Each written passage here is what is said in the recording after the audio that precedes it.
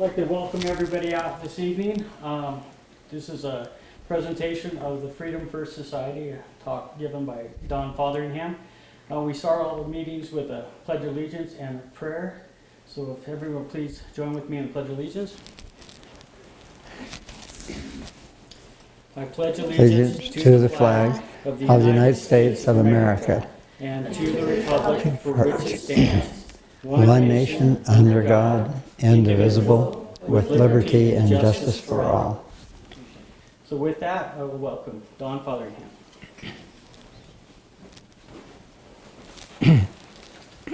Thank you very much, Greg. The name of this talk is How We Got Into This Mess and How to Get Out of It. And I'm well aware of the fact that that is a huge statement and a tall order to fill. But I promise you that you will understand how we got into the mess that we're in today, the steps that were taken over a long period of time that resulted in this condition of America today. And I promise you also a solution. And the solution did not come from me. We've been very blessed by having founding fathers who not only gave us the Constitution, but in their wisdom and their foresight, they somehow were able to see that the time might come when we're in a mess like we're in today, and they gave us the answer. So there's not much here that has come from a modern time think tank. It was really laid out for us some 223 years ago.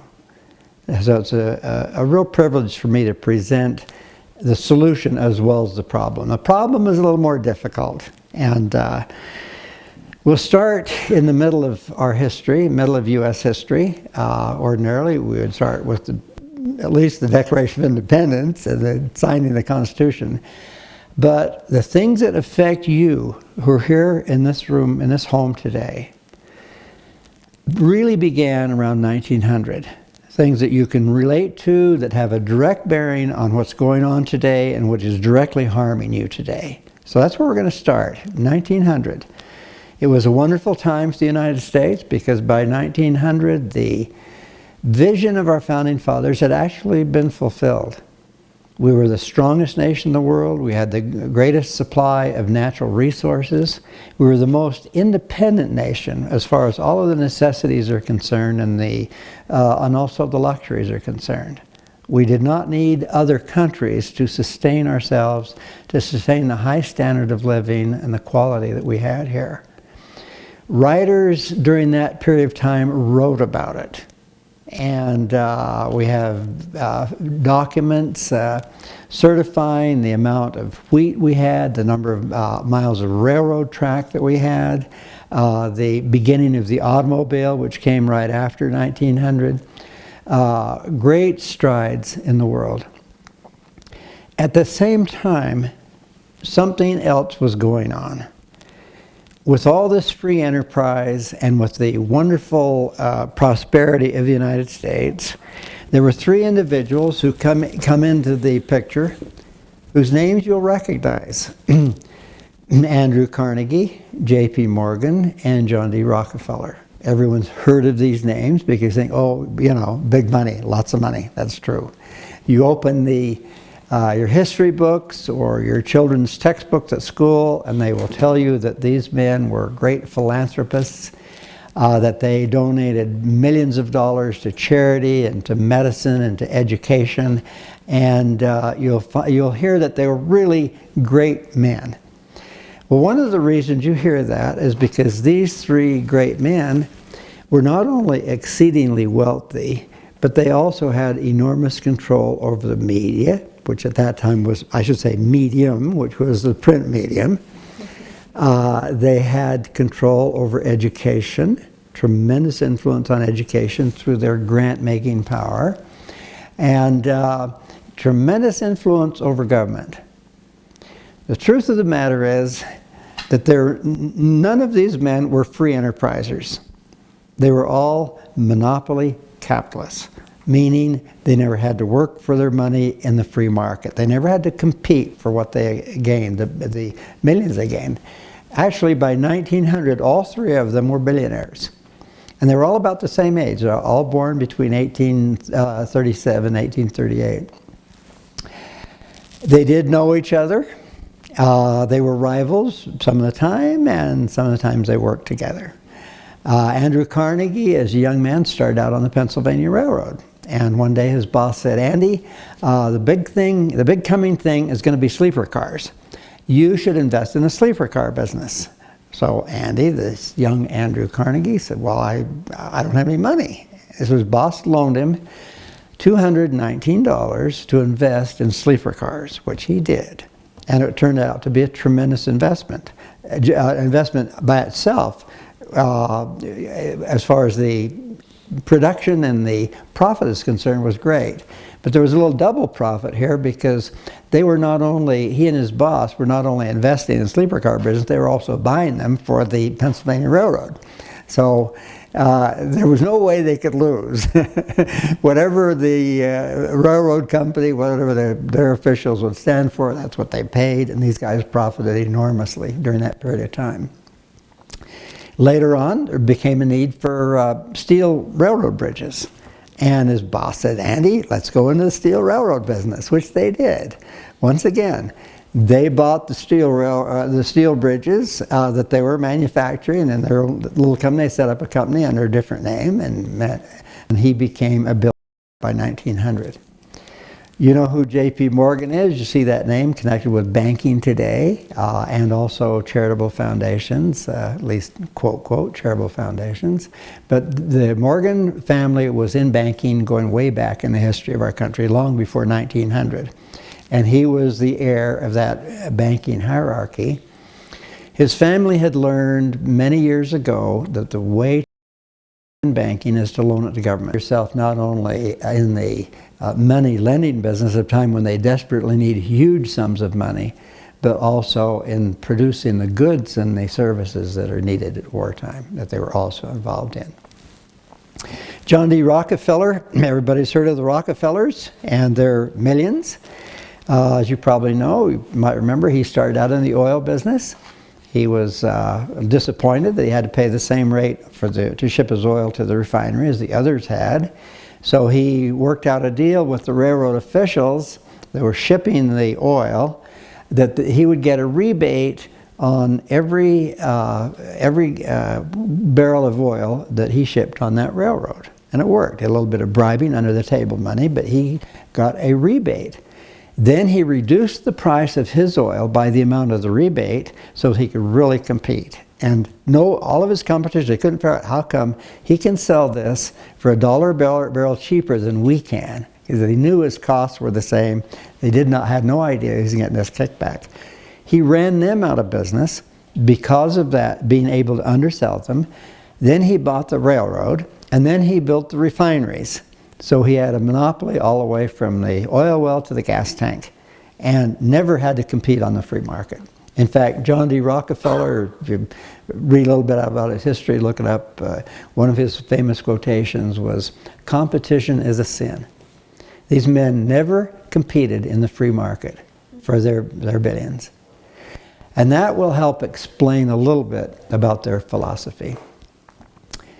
Their philosophy was not pro-American. It was not pro-free enterprise. Their philosophy was the same as socialism, the same as communism, the same as any monopoly type system. People very often find this strange. Why would the richest men in the world who've made their money in the free market, why would they be interested in the closed system? Why would they want socialism and communism and collectivism? Because that's what they were. That's how they made their money. And that is where their interests were, and that is what they focused on. If it wasn't a monopoly, they weren't going to play the game. If they didn't have the advantage over others, they were not going to play the game. They became extremely ambitious and figured out that they could make more money if they used their tremendous wealth to create bust and boom in the economy. They'd done it in Europe. They did it in the United States several times before 1900. And the way they did it was they made a lot of money available at low interest. lots of money. A person could borrow a lot of money at low interest and use it to go into business or to live extravagantly, whatever they wanted. Pour all this money into the market, make it easy for people to borrow, and then after everyone is in debt, pull their loans, pull the money out of the market, depress the stock market, and then when the stock market goes down, then they do their buying. So they create the very conditions under which they can buy sometimes as cheap as 10 cents on the dollar. And that is how most of the major multinational corporations today got their beginning, was through that process. They did it in 1898, they did it in 1907, they did it again in 1929, and they did it again in 2008. You think about that for a minute. That huge amount of money in the mortgage market. I mean, you know, they couldn't lend it fast enough. You know, a guy on welfare and food stamps could buy a $300,000, $1,000 house and get away with it, at least on credit. So they knew exactly what they were doing. It's the same game that's being played. And when I say they, obviously, it's not, those men are not living today, but their companies, their banks, their children, their descendants, their family hierarchy that they have built have continued on these with this strategy from the very beginning, all along. Okay, what was next then? They've created the bust and boom, but they realized that in Europe they had an advantage, because in Europe they had central banks, and the central banks determined how much currency was going to be in circulation and what the interest rates would be. They liked that because it made it much easier for them to manipulate the economy. And also, if they ran those central banks in the European countries, they made enormous profits just from loaning the money out to the governments. In the United States, it was a little more difficult. The United States had a few problems. One of them was the fact that everybody could make a lot of money in the United States. And they knew that if they were going to stay on top and manipulate and control everything, they had to prevent others from crashing in on their party. And how did they do it? They actually invented the graduated income tax. They invented the 16th Amendment to the Constitution of the United States. Prior to that, they had tried to get Congress to impose an income tax on the public, and the Supreme Court turned it down. They said, no, it's unconstitutional. Constitution provided that government would be supported on a per capita basis. In other words, by the number of people in each state would represent the amount of taxes that would come into the federal government. It wasn't based on income. So they had to have an amendment to the Constitution in order to pull that off. So believe it or not, the richest guys in the world promoted the graduated income tax. And they promoted it on the idea that it would soak the rich, and the poor people, the average guy, would not pay any taxes at all. Only the rich would. So here the rich guys promoting this idea through their media, through their influence in the government. They promoted this because they already had their money. It wouldn't hurt them at all. They had their money in tax-free government bonds. Plus, whatever they kept for themselves, they put in tax-free foundations. And a little later, I'll tell you how they used the foundations, how that didn't really cost them anything either. In order to put that across, they had to have politicians introduce an amendment, which was the 16th Amendment. And they were able to do that in 1911. It took 2 years to pass. By 1913, it did pass. They also had another problem, and that was the United States Senate. The Senate was a problem for these guys because the senators were appointed by their state legislatures. That was the way the Constitution was originally written, as you may remember. The legislatures decided who would serve in the Senate. They appointed them for their 6-year terms. And the senators looked out for the states. This was very harmful for a central bank. They could not have a central bank with these senators not being willing to consolidate power and to concentrate power in the federal government, particularly in the Federal Reserve. So it was necessary for them to get the Senate out of the clutches of the state legislatures, and they did that by repealing the, not repealing, by making the senators stand for election like the House of Representatives does, rather than being appointed by their state legislatures. That was not a hard sell for them, because their propaganda for getting the senators on the ballot was, look, don't you think, isn't this a democracy?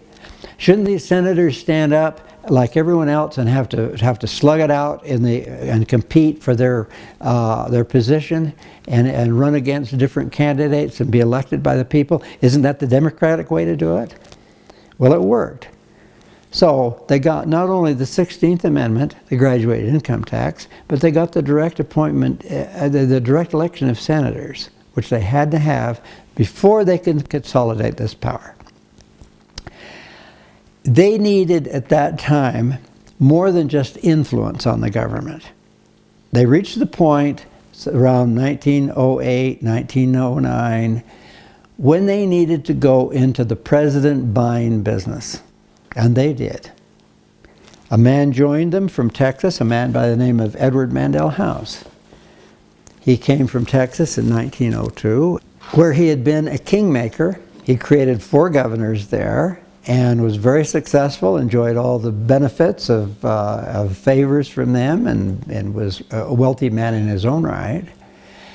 But he came to New York to become a president maker, to go into the president business, and that is exactly what he did. He and the insiders who were financing him, that he was teamed up with, picked a college professor at Princeton by the name of Woodrow Wilson. Woodrow Wilson had global ideas. He believed in international socialism, and he was really ripe for what they wanted for a president of the United States, because that is what they wanted. So they literally bought Woodrow Wilson and ran him as President of the United States. Edward Mandell House coached him, taught him what their platform would be, what to say. He actually moved into the White House and lived in the White House with Wilson and his family, with his wife. He was the first one Wilson saw in the morning and the last one he saw at night. Woodrow Wilson in his memoirs said that Colonel House, they called him Colonel House, that his thoughts and mine were one. He said, he is my alter ego. So if you bear in mind the fact that House had already written a little book in which he visualized America as dreamed of by Karl Marx, so you can know what kind of ideas Wilson had. So they did buy themselves a president, and they had to do that by splitting the vote. Teddy Roosevelt lost the Republican nomination to Howard Taft, and he still wanted to be president. And so that provided a wonderful opportunity for these men to create a new party and finance 2 conservative parties, at least 2 Republicans. So they created the Populist Party and made the Progressive Party, and made Teddy Roosevelt the candidate for the Progressive Party, and left Howard Taft as the candidate of the Republican Party, and that left the Democrat Woodrow Wilson with enough votes to win the election. They split the conservative votes between Taft and Roosevelt so that Wilson would win the election. And they pulled it off. It was a brilliant and ingenious idea. They had the money to do it, they had the influence to do it, and so they got themselves a president. And I like to call this the president buying business. This is exactly what they did. Wilson was bought and sold. So Wilson was elected in 1912. He took office in 1913 and had one more job to do, and that was the Federal Reserve. All of these things happened in 1913. We got the 16th Amendment, we got the 17th Amendment. They did not yet have the Federal Reserve, which had to be passed as an act of Congress. That was the consolidation of the building of a central bank, of a national government-controlled bank. But of course, with these guys running it. And these guys literally did run the Federal Reserve. It was created for the purpose of making money out of thin air. And the first chairman of the Federal Reserve was a man by the name of Paul Warburg. He was one of the boys here. And Paul Warburg made this statement. He said, from now on, we create our money, our own money, out of thin air. Our own money out of thin air. And that was exactly what they've been doing now for the last 90 years. They've been creating money out of thin air. And their money, as well as whatever they want to buy or spend for the government in order to socialize, in order to get more people in on the take, more freebies were financed in that manner. We'll talk a little more about Jacob Schiff a little bit later. But they still had one more thing to accomplish. They wanted a war. The war had just started in Europe in 1914. They wanted a war because that's where the big money is and the big power. And World War I represented for them both money and power. Of course, it wasn't known as World War I then, but I'm referring to it as such. In order to get into the war, they had a lot to do with the minds of the American people. The American people were in no mood for war. The war in Europe did not concern the American people. It was no security threat to the United States whatsoever. It was their problems, not a United States problem. So it so happened about 1916, 1917, before we went into the war, the newspapers were full of war propaganda. And they were talking about the Germans being the Huns and the Kaiser being a tyrant. And nobody could understand it, especially members of Congress, the ones that declare war. They said, what's going on here? How come the newspapers are creating hate for the Germans? They're not our enemies, they're our friends. We're not at war with them. So one of the congressmen, Oscar Callaway, this man here, decided to look into it, find out what's going on. So he and his colleagues in Congress investigated, and here's what they found out. And he entered this, Callaway entered this in the Congressional Record. It was entered February 9th, 1917. And he made this statement.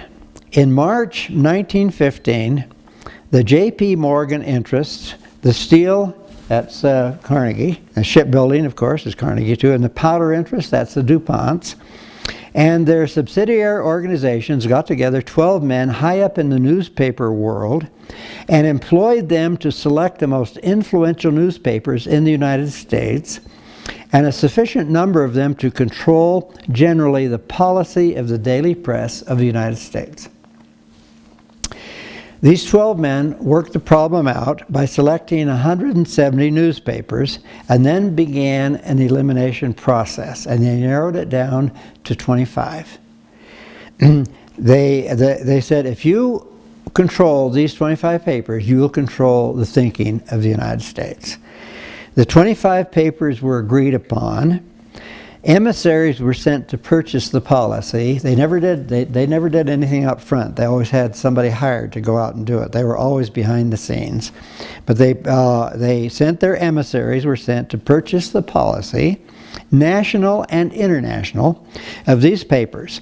An agreement was reached. The policy of the papers was bought to be paid for by the month. An editor was furnished for each paper to properly supervise and edit information regarding questions of preparedness, militarism, financial policies, and other things of national and international nature considered vital to the interest of the purchasers. That was in 1915. They didn't know when that took place until they investigated and found out this is exactly what had taken place.